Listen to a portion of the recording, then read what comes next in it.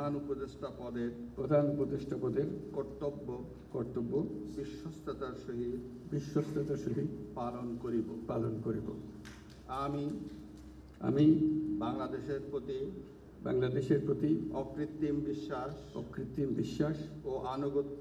ও আনুগত্য পোষণ করিব। আমি সংবিধানের রক্ষণ সমর্থন ও নিরাপত্তা বিধান করিব এবং আমি ভীতি বা অনুগ্রহ অনুরাগ বা বিরাগের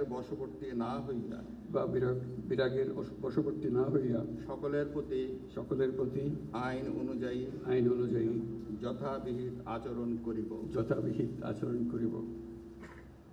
এবার মাননীয় প্রধান উপদেষ্টাকে গোপনতার শপথ পাঠ করানোর জন্য মহামান্য রাষ্ট্রপতিকে বিনীত অনুরোধ জানাচ্ছি।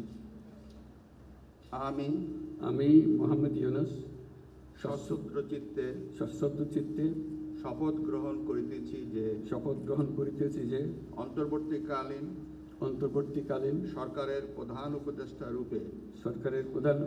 রূপে যে সকল বিষয় আমার বিবেচনার জন্য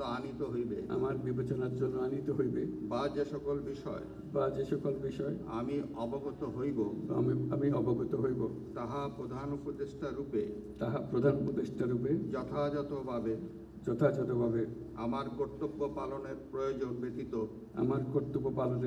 ব্যতীত প্রত্যক্ষ বা পরোক্ষভাবে কোনো ব্যক্তিকে জ্ঞাপন করিব না বা কোনো ব্যক্তির নিকট প্রকাশ করিব না।